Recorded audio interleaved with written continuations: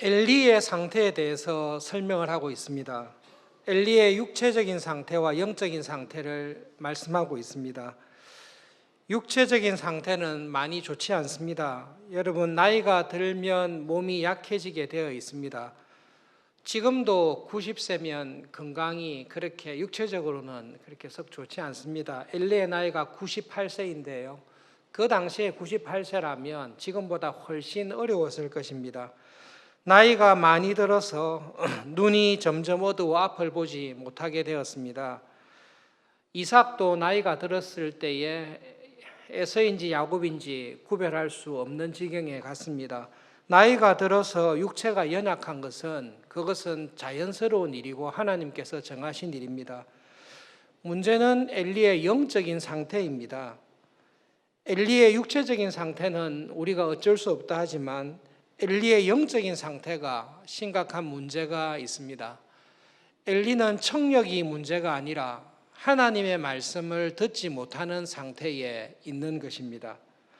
엘리가 하나님의 말씀을 듣지 못한 이유는 하나님께서 말씀을 안 하셨기 때문이 아니라 하나님께서 말씀을 하시는데도 죄 가운데에서 하나님의 말씀을 안 듣기 때문입니다. 오늘 본문 말씀에 하나님의 말씀이 희귀하였다. 여호와의 말씀이 희귀하며 하나님께서 계시하시는 이상 그런 비전들이 흔히 보이지 않는 시대가 되었습니다. 하나님께 문제가 있는 것처럼 보입니다.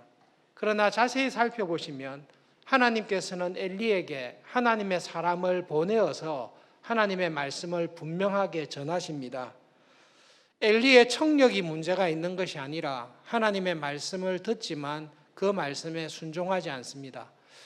여러분, 사람에게 여러 번 이야기를 했습니다. 한두 번 이야기한 것이 아니라 사람을 보내어서 중요하게 이야기를 했습니다. 그런데도 말을 듣지 않습니다. 그러면 말을 하지 않는 것입니다. 하나님의 말씀이 희귀하게 된 것은 하나님 쪽에 문제가 있는 것이 아니라 하나님의 말씀을 듣는 엘리에게 문제가 있는 것입니다.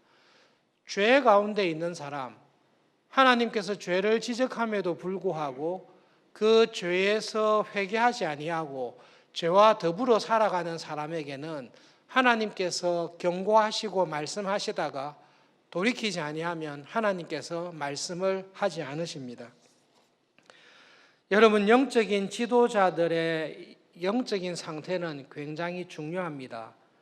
교회의 영적인 지도자들인 목회자와 장로들과 집사님들과 권사님들의 영적인 상태는 중요합니다. 가정에서의 영적인 지도자들인 부모들의 영적인 상태는 그 가정에 굉장히 큰 영향을 끼치게 되어 있습니다. 하나님의 말씀을 받아서 하나님의 백성들에게 전해야 될 제사장들입니다. 그러나 그 제사장이 영적으로 죄 가운데 빠져 있습니다. 하나님의 말씀을 듣지만 자기가 순종하지 않습니다. 제사장으로서 해야 될 일들을 불법적으로 행하고 있습니다. 하나님의 말씀과 은혜를 전해야 될 사람이 죄 가운데 빠져서 은혜를 막고 있으면 그 시대는, 그 교회는 당연히 영적인 침체 가운데 빠지게 되어 있습니다. 여러분, 영적인 지도자들이, 우리 교회의 지도자들이 죄 가운데 있습니다. 그 죄 가운데 벗어나지 아니하고 계속 그 죄와 함께 살아가고 있습니다. 그러면 의도하지 않아도 교회는 당연히 침체 가운데 빠질 수밖에 없습니다. 그러나 그 교회의 영적인 지도자들이, 직분자들이 깨어 있습니다. 하나님의 말씀이 무엇인지를 귀담아 듣고 말씀하시는 일에 열심을 다해 순종하면서 살아가는 직분자들이, 장로와 집사와 권사들이 있습니다. 그러면 그런 교회는 하나님께서 반드시 은혜를 베푸십니다.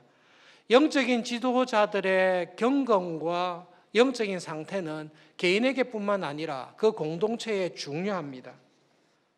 가정의 영적인 지도자인 부모님 여러분, 여러분의 부모님들의 영적인 상태는 가정에 결정적인 영향을 끼칩니다. 70년대 쭉 자랐던, 신앙생활했던 자녀들은 부모님들에게 들었던 이야기가 있습니다. 저도 부모님에게 공부를 열심히 해라, 좋은 대학 못 간다, 성적이 안 나왔다라고 구정 들은 적은 거의 한 번도 없습니다. 좀 너무 무관심할 정도로 그 관심이 없으셨는데요. 저한테 공부 열심히 하라는 말을 전혀 안 하셨습니다. 좀 세게 하셨으면 좀 더 잘했을 것 같은데요. 이상하게도 공부 열심히 하라는 말씀은 전혀 안 하셨습니다. 한 번도 들어본 적이 없습니다. 그런데 예배에 빠지거나 신앙생활을 등한시하면 가차 없었습니다. 그것이 우리 고신교단의 교회들이 어릴 때부터 가져왔던 하나님으로부터 받은 은혜입니다. 부모가 자녀들을 향한 관심이 있습니다. 네가 어떻게 살지, 무슨 일을 할지는 모르지만 하나님의 말씀에 순종하고 믿음으로 살아라. 그것이 사람의 본분이다라는 것을 부모님들께서 자녀들에게 정말로 열심히 가르쳤습니다. 자녀들이 주일날 예배나 주일 성수를 등한시하고 학원에서 가서 예배에 빠지려고 할 때에 그것을 용납하고 용인하는 부모는 영적인 부모로서의 역할을 다하지 않는 것입니다. 하나님께서는 우리에게 말씀하십니다. 내를 믿어라. 하나님의 나라와 뜻을 먼저 구하면서 살아라. 네가 그렇게만 하면, 네가 하나님의 나라와 하나님의 뜻을 하나님께 먼저 순종하면서 살아가기만 하면 이 모든 것을 더해 주겠다라고 하나님께서는 우리에게 약속하십니다. 그리고 한 가지를 요구하십니다. 나를 믿어라. 세상의 지혜나 원리를 따라서 살지 말고 하나님의 백성이라면 하나님의 말씀과 원리를 따라서 살아라고 우리에게 말씀해 주십니다. 그러나 세상은 우리에게 그렇게 말하지 않습니다. 자녀가 행복하고 성공하기 위해서는 좋은 대학에 가야 되고 좋은 직장에 가야 되고 먼저 성공하기 위해서 주의를 어기더라도 하나님의 말씀을 무시하더라도 실력을 쌓아야 된다는 것이 세상의 가르침입니다. 하나님의 자녀들은 하나님을 믿습니다. 하나님 아버지를 믿습니다. 하나님께서 이렇게 말씀하시면, 그리고 하나님 말씀대로 살아갈 때에 하나님은 이렇게 하실 분이다라는 하나님을 믿습니다. 그런데 영적인 지도자들, 부모나 교회의 영적인 지도자들이 하나님의 말씀에 귀를 닫고 세상의 욕심에 따라 살아갈 때에 그때는 하나님의 말씀이 희귀해집니다. 내 마음속에 세상의 영향력이 더 강하게 자리 잡게 됩니다. 하나님께서 사무엘을 통해 엘리에게 주신 말씀이 있습니다. 11절부터 14절까지 있는데 두 가지를 말씀하십니다. 두 가지 내용 다 조금 어렵습니다. 좀 심각합니다. 첫 번째 하신 말씀은 내가 엘리의 집과 맺은 영원한 언약, 하나님의 제사장으로 살아가는 레위의 언약을 엘리의 집에 주었습니다. 그런데 그 영원한 언약을 깨뜨리겠다라는 것입니다. 영원한 언약에서 살아가는 것이 아니라 영원한 심판 가운데 두겠다라는 것이 하나님의 말씀입니다. 두 번째로 사무엘을 통해 주신 말씀은 지금 엘리의 집이 범하고 있는 이 죄는 어떤 제사를 드리더라도, 어떤 예물을 드리더라도, 어떤 제물을 가지고 와서 번제나 속죄제를 드린다 할지라도 엘리의 집이 범하고 있는 이 죄에 대해서는 죄사함이 없다라는 내용입니다. 하나씩 살펴보도록 하겠습니다. 첫 번째로는 좀 이상한 말씀인데요. 하나님께서 영원한 언약을 맺었습니다. 영원한 언약을 맺었으면 영원해야 되지 않습니까? 그런데 하나님께서는 지금 엘리를 향해서 내가 너와 맺었던 영원한 언약을 깨뜨릴 것이다. 그리고 이 영원한 언약이 너에게는 더 이상 적용되지 않을 것이다 라고 영원한 언약에 대해서 폐기된 것을 말씀하십니다. 영상에 보시면 말라기 2장 4절부터 8절의 말씀이 있습니다. 하나님께서 엘리와 엘리의 집안에 주신 레위의 언약, 레위 지파와 맺은 언약, 레위의 언약 혹은 소금 언약이라고 하는데요. 이 레위의 언약, 영원한 언약이 어떤 것인지를 한 절씩 교독하겠습니다. 4절입니다. 만군의 여호와가 이르노라. 내가 이 명령을 너희에게 내린 것은 레위와 세운 나의 언약이 항상 있게 하려 함인 줄을 너희가 알리라.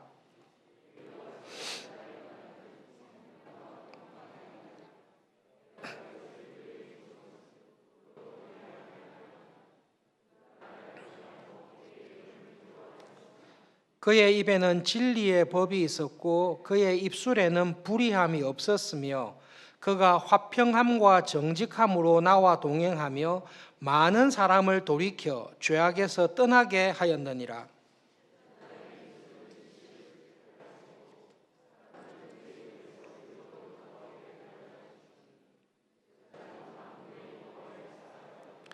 함께 읽겠습니다. 너희는 옳은 길에서 떠나 많은 사람을 율법에 거스르게 하는도다. 나 만군의 여호와가 이르노니 너희가 레위의 언약을 깨뜨렸느니라.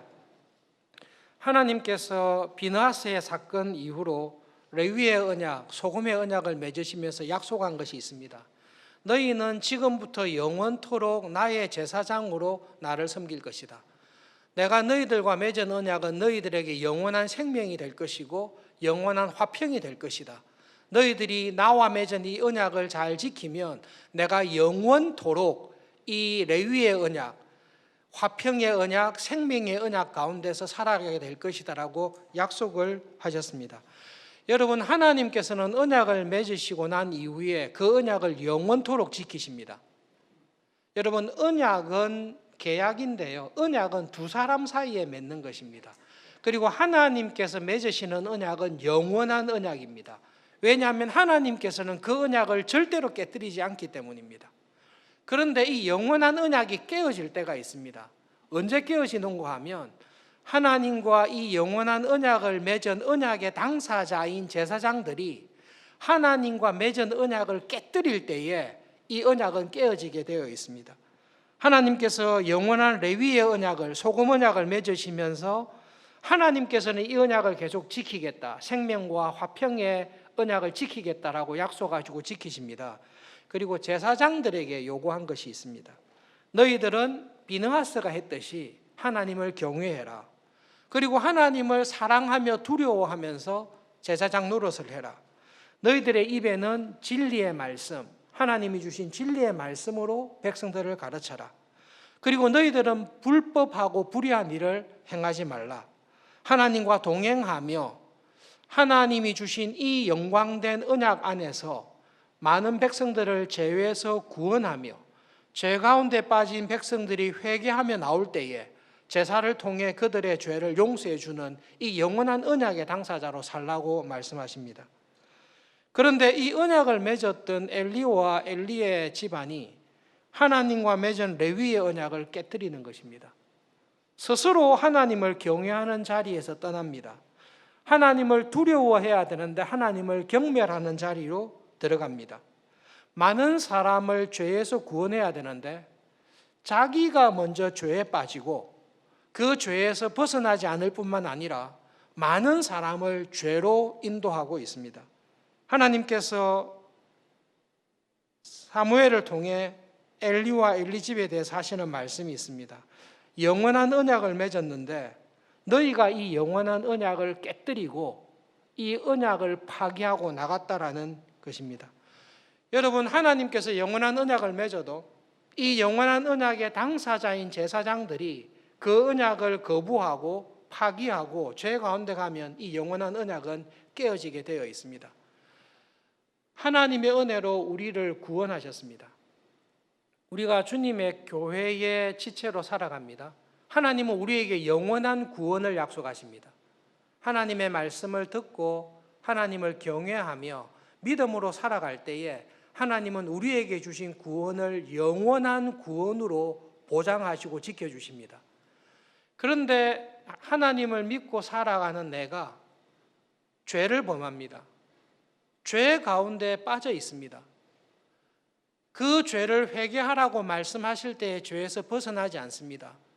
그럼에도 불구하고 내가 구원받을 수 있습니까? 그런 구원은 없습니다. 죄 가운데 있는 사람은 그 죄에 빠져서 죄에 대한 심판을 받게 되고 그에게 주셨던 구원의 은혜와 구원의 빛은 다 사라지게 되어 있습니다. 여러분, 죄는 정말로 심각합니다. 특별히 내가 알고 있는 죄를 오랫동안 품고 있는 것은 굉장히 위험합니다. 여러분, 죄가 있을 때마다 하나님의 은혜로 회개하고 그 죄에서 벗어나셔야 됩니다. 그런데 교인들 가운데 이런 어려움에 심각한 영적인 위험에 처할 수가 있는데요. 은혜를 주셔서 회개했습니다. 그런데 어느 기간이 지나고 난 다음에 똑같은 죄에 빠져듭니다. 은혜 주셔서 또 회개합니다. 그런데 또 그 죄에 빠져 있습니다. 이 죄가 내 안에 습관이 되고 내 인격이 되고 내 생활이 되어서 이 죄에서 벗어나지를 않습니다. 간혹 벗어난 것처럼 보이는데요. 결국은 뭐가 이기는가 하면 죄가 이깁니다. 이 엘리의 죄가 이 죄입니다. 하나님께서 말씀하셨을 때 회개할 마음을 주시고 돌이킬 기회를 주셔서 마음에 감동을 받고 내가 잘못했다고 하는데 이 죄에서 벗어나지를 않습니다. 죄와 함께 살아가는 것이 오래됩니다. 여러분, 죄와 함께 살아가는 시간이 오래되면 하나님의 영이신 성령님께서, 여러분, 성령님은 죄와 함께 거하지 않습니다. 내가 죄를 품고 있으면 나는 어떤 사인을 성령님께 주는가 하면 나는 죄와 함께 살고 있으니까 성령님은 오지 마세요. 왜냐하면 그 말을 안 해도 성령님은 안 오십니다. 그러므로 오래된 죄 가운데 계속 습관적으로 살아가는 것은 굉장히 위험한 일입니다. 그것은 하나님과 맺은 영원한 언약을 깨뜨리는 것입니다. 아니, 목사님, 어떻게 하나님과 맺은 영원한 언약이 깨어질 수 있습니까? 하나님은 절대 깨뜨리지 않습니다. 그러나 내가 깨뜨리려고 하면 깨질 수 있습니다. 하나님께서 엘리의 집에 이야기하십니다. 지금 엘리가 범하고 있는 이 죄는 그 어떤 제물을 드리거나 제사를 드리거나 예물을 드리도 용서받을 수 없다. 이것도 우리에게 굉장히 어렵습니다. 왜냐하면 진심으로 회개하면 하나님께서는 모든 죄를 용서하신다라고 우리는 믿고 있는데, 하나님께서는 갑자기 어떤 죄에 대해서는 어떤 제사를 드리고 어떤 예물을 드린다 할지라도 용서할 수 없다라고 말씀하십니다. 여러분, 어려운 것은 쉽게 생각하면 좋습니다. 근데 어려운 문제를 어렵게 생각해서 풀면 어떤 은혜가 있는가 하면 이 은혜가 얼마나 깊고 풍성한지를 아는 은혜가 있습니다. 그러나 그러기에는 우리에게는 안 맞고, 어려운 문제를 쉽게 설명하면 하나님의 은혜가 확실하게 나옵니다. 제사는 모든 죄를 사하시기 위해서 하나님께서 만드신 것입니다. 여러분, 하나님이 참 놀라우신 분인 게, 하나님의 말씀대로 이렇게 살아라라고 하시는 하나님께서는 이렇게 살지 못하는 우리의 약함을 아시고 죄를 범한 우리의 죄를 용서하시기 위해서 제사를 이미 주셨습니다. 그래서 하나님 앞에 나와서 진심으로 회개하며 제사를 드릴 때에 하나님은 모든 죄를 사해 주십니다. 그런데 제사를 드리는 사람이 하나님 앞에 진심으로 죄를 회개하고 나올 때는 용서함을 받지만 그 죄를 회개하지 아니한 상태에서 와서 제사를 드릴 때 하나님은 그 제사를 받지 않으십니다. 여러분, 엘리가 하나님 앞에서 정말로 회개했다면 어떤 행동을 취해야 합니까? 엘리가 하나님 앞에 정말로 회개했다면 최소한 두 아들이 제사장 노릇 못하도록 파문을 시켜야 됩니다. 파면을 시켜야 됩니다. 너희들이 이런 식으로 제사 드리는 것은 죽어 마땅한 죄다. 내가 죽일 수는 없다 할지라도 너희들이 영원토록 제사장 노릇하지 못할 것이라고 제사장에서 파문을 시켜야 됩니다. 파면을 시켜야 됩니다. 그런데 엘리는 두 아들을 파면시키지 않습니다. 죽이지도 않을 뿐만 아니라 파면시키지도 않습니다. 엘리는 하나님에 대해서 이렇게 이야기하고 있습니다. 하나님, 저는 두 아들의 저 죄를 심판할 마음이 없습니다. 두 아들이 죄 짓고 있는 것 압니다. 그렇지만 저는 그대로 놔둘 것입니다. 하나님께서 저에게 두 아들을 제사장에서 파면시키고 형벌을 해라고 했지만 하나님, 저는 아들을 사랑합니다. 하나님께서 그렇게 말씀하셔도 저는 하나님께서 하시는 그 말씀에 순종할 마음이 없습니다. 그것이 엘리의 상태입니다. 그런 상태를 가지고 하나님 앞에서 제사 드립니다. 하나님 아시죠? 저는 두 아들을 책망할 마음 없습니다. 두 아들의 죄를 지적할 마음 없습니다. 하나님께서 저에게 그렇게 하라고 했지만 저는 하나님 말씀에 순종할 마음이 없습니다. 저는 이대로 갈 것입니다. 그렇지만 하나님, 제가 이 제사를 드리고 하나님께 이 제물을 드리니 하나님 저를 받아주시고 저를 용서해 주십시오. 엘리가 지금 이 일을 하고 있는 것입니다. 진심으로 회개하는 마음이 없이 제사만 드리면 하나님께서 그 제사를 받으십니까? 가증하게 여기십니까? 그것은 하나님 보시기에 제사가 아니라 가증한 것입니다. 잠언 28장 9절의 말씀이 있습니다. 우리 함께 읽어보겠습니다. 엘리도 잘 알고 있을 말씀인데요. 잠언 28장 9절 함께 읽읍시다. 사람이 귀를 돌려 율법을 듣지 아니하면 그의 기도도 가증하니라. 저 말씀을 자세히 보십시오. 엘리는 하나님의 말씀에 귀를 돌려서 하나님의 율법의 말씀을 듣지 않고 있습니다. 하나님께서는 여러 번 어떻게 해야 될지 회개해야 될지를 말씀했는데 엘리는 귀를 닫고 귀를 돌려서 하나님의 말씀에 듣지 않습니다. 그리고 나와서 기도합니다. 하나님, 제가 하나님 말씀을 듣지 않지만 이 제사를 받아주십시오.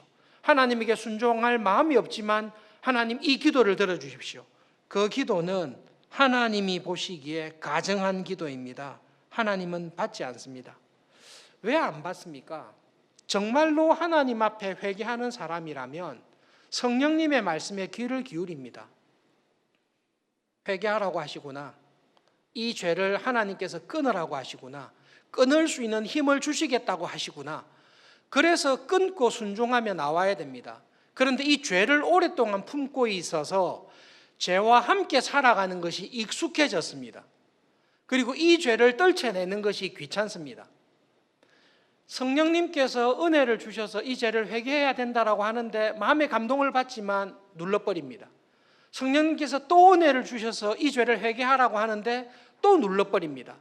성령님께서 계속 회개하라고 말씀하시고 격려하는데도 계속 성령님의 목소리를 눌러버립니다.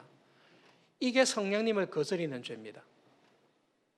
성령님을 거스리는 죄는 금생과 내생의 용서함을 받지 못합니다. 지금 엘리와 엘리의 집안이 무슨 죄를 범하고 있는가 하면 제사를 안 드리는 죄가 아니라 계속해서 회개하고 회개의 열매를 맺으라고 하는 하나님의 말씀, 그 말씀을 통해 역사하시는 성령님을 계속 비방하고 누르고 반대하고 있습니다. 그런 엘리를 향해서 네가 그런 상태에 있을 때에 네가 무슨 제사를 드린다 할지라도 어떤 번제물을 가져온다 할지라도 너의 죄는 사함을 받을 수가 없다. 왜냐하면 네가 성령님을 거스리고 있기 때문이다. 하나님께서 사무엘을 통해 엘리에게 하신 말씀, 영원한 언약이 깨어질 것이다. 네가 어떤 제물과 예물을 드린다 할지라도 너의 죄사함은 받지 못할 것이다. 이것이 하나님의 마음이 독해서가 아니라 엘리가 이미 이 죄 가운데 들어가서 꼼짝하지 않기 때문에 그렇습니다. 하나님의 말씀이 희귀해졌습니다. 하나님께서 보여주시는 이상이 보이지 않게 되었습니다. 처음에 이 말씀을 읽었을 때 하나님 왜 갑자기 이렇게 하시나? 하나님에게 문제가 있는 것으로 생각을 했습니다. 그러나 자세히 보면 하나님에게 문제가 있는 것이 아니라 엘리에게 문제가 있습니다. 나에게 문제가 있고 우리에게 문제가 있습니다. 하나님은 언제든지 말씀하시는 분이십니다. 언제든지 계시를 보여주시는 분이십니다. 그러나 말씀함에도 불구하고 그 말씀에 귀를 기울이지 않습니다. 듣기는 들었으나 순종하지 않습니다. 죄를 지적받았으나 그 죄와 싸워 이기지를 않습니다. 죄를 품고 있습니다. 그러면 하나님께서는 은혜를 거두시는 것입니다. 여러분, 엘리는 능력이 없는 것이 아닙니다. 엘리는 권한도 있고 능력도 있고 책임도 있고 다 가지고 있습니다. 엘리는 하나님 보시기에 하나님을 향한 마음이 없습니다. 하나님의 말씀에 순종하고자 하는 마음이 없는 사람입니다. 그리고 그 마음이 없는 자리에 오랫동안 가 있는 사람입니다. 그러므로 하나님께서 참고 인내하고 경고하고 기다리시다가 하나님께서 그에 대해서 심판의 말씀을 하시는 것입니다. 두 가지를 말씀드리겠습니다. 우리는 전례가 없는 코로나19로 인해서 참 어려운 시기를 지나가고 있습니다. 온라인 예배로 예배를 드릴 수밖에 없는 교인이 있습니다. 우리가 압니다. 온라인으로밖에 예배를 드릴 수밖에 없는 교인이 있기 때문에 온라인 예배를 드리고 있습니다. 그러나 6개월 정도 온라인 예배를 계속 드렸습니다. 온라인 예배를 계속 드린 분들은 압니다. 온라인 예배가 어쩔 수 없는 비상한 시기에 사용할 뿐이지 이것이 하나님께 드리는 온전한 예배가 될 수 없다는 것을 우리는 압니다. 저도 목사이지만 저에게 만약 지난 5, 6개월 동안 주일날 예배당에 나오지 않고 집에서 온라인으로 예배를 드리라고 했다면 저도 대동소이할 것입니다. 여러분, 온라인으로 예배를 드리시는 여러분, 하나님께서 보시기에 정말로 하나님이 받으시는 예배를 드리는 신자라는 인정과 칭찬을 받으시기 위해서 애를 쓰셔야 됩니다. 코로나도 있고 오늘 비가 왔습니다. 그런 가운데 이 자리에 연로하신 권사님들, 장로님들, 어려운 중에도 와서 예배 드리는 교인들이 있습니다. 우리는 압니다. 정말 어려워서 못 오는 교인이 있다는 것을 하나님께서도 아십니다. 그런데 여러분, 분명히 말씀드리는데요, 우리는 주중에 가고 싶은 데 다 갑니다. 장례식에도 가고 결혼식장에도 가고 음식점에도 가고 내가 보고 싶은 연극이나 영화가 있으면 영화관에도 가고 만나고 싶은 사람이 있으면 다 만납니다. 내 마음이 거기에 가 있기 때문입니다. 주일 예배를 드릴 때에 하나님께서 아십니다. 정말로 마음은 원이로되 못 가는 형편이라서 못 오는 거 압니다. 그런데 하나님께서 보시기에 마음이 없구나, 온라인으로 예배 드려도 상관없구나, 혹시라도 그런 자리에 들어가 있다라고 생각될 때는 그 자리에서 회개하고 나오셔야 됩니다. 굉장히 중요한 일입니다. 하나님께서는 내 마음을 아십니다. 내 마음을 아십니다. 이 예배의 자리에 나온 분들의 마음을 아십니다. 하나님의 말씀이 희귀해졌습니다. 왜 희귀해졌습니까? 우리가 하나님의 말씀에 귀를 닫았기 때문입니다. 마지막으로 영상 한 개 보시죠. 사진 한 개 보시면 1910년도에 선교사님이 찍은 사진입니다. 저기에 있는 소녀들이 성경을 많이 암송했습니다. 한 권씩 몇 권씩 암송을 했고, 앞에 앉아있는 2명의 여학생은 신약 성경 전체를 암송을 했습니다. 한국 교회사를 볼 때마다 참 신기한 거는 저렇게 말씀을 사모하고 암송한 사람들은 전부 다 여자예요. 전부 다 소녀들이에요. 소년들은 어디로 갔는지 모르겠어요. 정말로 한국 교회에 주신 놀라운 은혜가 있는데요, 선교사님들이 한국 교회 초창기를 하면서 놀란 게 어떻게 이 나라와 이 민족의 교인들은 하나님의 말씀을 이렇게 사모하는가, 자기들도 놀랐어요. 예수님께서 이 땅에 교회를 세우시고 난 이후에 수많은 나라와 민족들에게 복음이 전파되었습니다. 그런데 하나님의 말씀을 저렇게 사모하고 저렇게 열심히 배우고 암송하는 교회는 정말로 드뭅니다. 하나님께서 우리나라에게 주신, 민족에게 주신 특별한 은혜입니다. 1910년도에 찍은 사진입니다. 여러분, 놀랍게도 신약 성경이 한글로 완전히 번역된 때가 언제인 줄 아십니까? 그게 1900년입니다. 1885년에 아펜젤라와 언더우드가 들어왔고 성경을 번역하기 시작했는데, 그 전부터 신약 성경의 번역이 완성된 것이 1900년에 완성되었습니다. 신약 성경을 다 암송한 사람, 학생들이 나온 저 때가 1910년입니다. 10년 사이에 암송을 했습니까? 제가 볼 때는 10년 아니었을 거예요. 그냥 하나님께서 은혜 주셔서 말씀을 읽은 거죠. 왜 신약 성경만 암송했을까? 왜 구약은 암송 안 했을까? 궁금증이 생겨서 확인을 해봤는데요, 구약을 암송하는 이유가 있더라고요. 구약 성경이 1911년도에 처음 번역됩니다. 저 학생들이 신약 성경을 암송을 했을 때는 구약 성경이 우리나라 말로 안 돼 있었어요. 구약 성경은 1911년 3월 달에 처음으로 구약 성경이 번역이 되어서 출판이 됩니다.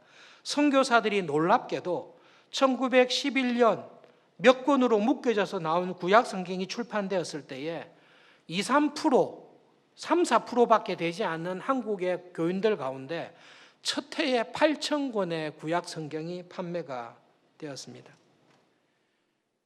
하나님의 말씀이 내 안에 암송되어 있습니다. 하나님의 나라와 그의 의를 먼저 구하라. 그리하면 이 모든 것을 너희에게 더하시리라. 염려하지 마라. 내일 일을 염려하지 마라. 하나님 아버지를 믿고 의지해라. 공중의 새를 봐라. 들의 꽃을 봐라. 걔들이 염려하는 거 봤냐? 하나님이 다 먹이시고 입히신다. 하물며 하나님의 말씀에 귀를 기울이고 하나님의 말씀에 순종하며 살아가는 너희들을 내가 안 지키겠냐? 내가 반드시 지켜주겠다라는 그 말씀이 한국교회 초창기의 마음에 확 들어온 것입니다. 그리고 그 말씀대로 하나님을 믿고 살아왔던 교회가 이 땅에 주신 하나님의 교회입니다. 제사장으로 살아도 모태신앙으로 살아도 하나님의 말씀이 내 귀에 들리지 않습니다. 영적인 침체 가운데 들어간 것입니다. 엘리는 어떻게 살고 있습니까? 하나님의 말씀을 듣고 살고 있습니까? 경험과 관록으로 살고 있습니까? 지난 경험과 관록으로 묵은 누룩을, 묵은 만나를, 먹을 수도 없는 묵은 만나를 의지하면서 살아가고 있습니다. 여러분, 신자는 어떤 사람이 신자입니까? 예수님께서 말씀하신 대로 신자는, 내 양은 내 음성을 듣는 사람입니다. 예배에 참석해서 하나님의 음성을 듣습니다. 말씀을 읽고 공부하면서 나에게 하시는 하나님의 음성을 듣습니다. 기도하면서 나에게 하시는 하나님의 말씀을 듣습니다. 그 말씀에 순종하는 사람입니다. 예배를 드렸고 설교를 들었으나 나에게 들리는 게 없습니다. 성경을 읽었으나 나에게 깨닫는 것이 없습니다. 기도를 했으나 나에게 주시는 하나님의 말씀을 듣지를 않았습니다. 그러면 반드시 바리새인이 됩니다. 여러분, 이거는 믿으셔야 돼요. 내가 성경을 열심히 읽고 기도를 열심히 했고 예배를 참석을 했지만 하나님의 말씀을 들은 게 없구나. 그러면 나는 반드시 무조건 바리새인이 되게 되어 있습니다. 그래도 나는 성경 읽었다. 그래도 나는 기도를 열심히 한다. 그래도 나는 예배에 안 빠진다라는 외식이 나를 사로잡게 되어 있습니다. 그래서 예수님께서는 나를 믿고 따르는 자는 내 음성을 듣고 목자가 가자는 대로 따라오는 자가 내 양이다. 그렇게 말씀하십니다. 아주 주관적인데요. 저는 성경을 모르시면 그냥 목자와 양, 그리고 포도나무와 가지, 이 두 개만 깊게 암송하셔도 기본적인 신앙생활은 하나님께서 우리에게 인도해 주실 거라고 믿습니다. 여러분, 말씀을 기억하면서 엘리와 같은 자리에 들지 않도록 하나님의 참 은혜 안에 거하는 삶을 살도록 기도하셔야 됩니다. 사도 바울이 이야기한 거 기억나시죠? 내 나이가 70이 되었습니다. 80이 되었습니다. 90이 되었습니다. 100세가 되었습니다. 우리의 그 사람은 점점 후퇴합니다. 그러나 우리의 속 사람은 날로 새로워집니다. 그것이 믿음으로 살아가는 사람입니다. 나이 많으신 권사님, 장로님, 믿음 생활 오래 하셨던 분들, 우리의 육체는 쇠해갑니다. 어쩔 수 없습니다. 옛날에 아름다웠던 모습들, 희미하고 기억도 없이 다 쇠해갑니다. 그러나 하나님의 말씀을 듣고 믿음으로 살아가는 사람에게 그 속사람을 날마다 새롭게 해주시는 은혜가 있습니다.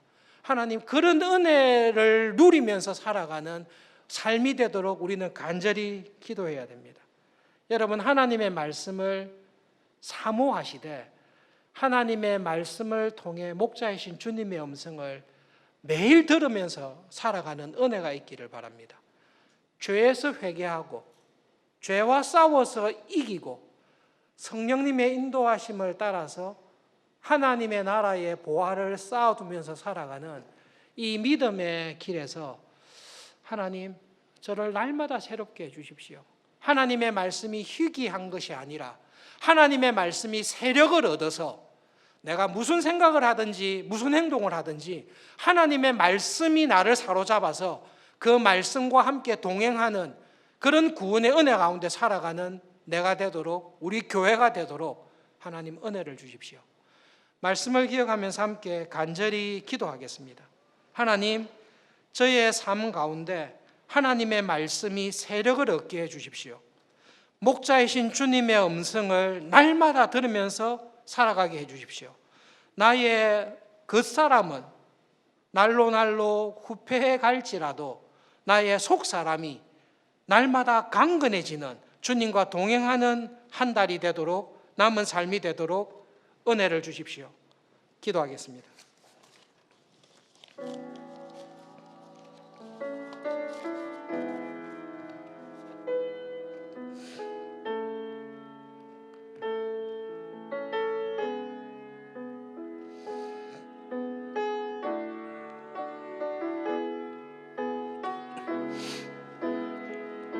하나님, 세상은 하나님을 믿지 않습니다. 세상은 하나님을 신뢰하지 않습니다. 그러나 하나님, 구원의 은혜를 주셔서 하나님을 아버지라 부르며 살아가는 저희들에게는 하나님을 믿는 믿음을 주셨습니다. 목자이신 주님을 믿는 믿음을 주셨습니다. 하나님, 그 주님의 음성을 날마다 들으며 하나님의 사람으로 살아가는 구원의 기쁨과 하나님의 신실하심을 체험하는 하나님 영적인 체험이 우리의 삶에 충만하게 해주십시오. 하나님, 하나님을 아는 것으로, 하나님의 은혜를 찬송하는 것으로 우리의 삶이 넘치게 해주십시오. 그 은혜를 주시옵소서. 예수님의 이름으로 간절히 기도합니다. 아멘.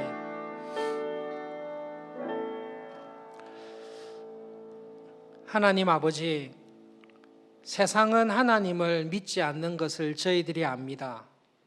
그런데 하나님은 은혜를 주셔서 저희들에게는 하나님을 믿고 하나님을 아버지라 부르며 살아갈 수 있는 이 은혜를 주신 것을 기억하며 감사합니다. 하나님, 다른 사람은 하나님께 귀를 기울이지 않고 순종하지 않다 할지라도 하나님의 아들로 구원받은 우리들은 하나님을 믿고 하나님을 신뢰하며 하나님이 정말로 약속과 언약을 지키시는 좋으신 하나님이신 것을 경험하며 살아가는 이 은혜의 자리에 불러주신 것을 감사합니다. 하나님, 나그네와 같은 우리의 남은 삶을 이 땅에서 살아갈 때에 하나님의 은혜와 하나님의 신실하심을 경험하며 그 하나님을 찬송하며 살아가기를 소원합니다. 우리의 마음속에 하나님의 말씀이 세력을 얻기를 진심으로 기도합니다. 하나님의 말씀에 이끌려서 하나님을 경험하며 구원의 은혜를 찬송하며 하나님의 나라의 보물을 쌓아두며 하나님의 사람으로 쓰임받으며 살아가기를 진심으로 소원합니다.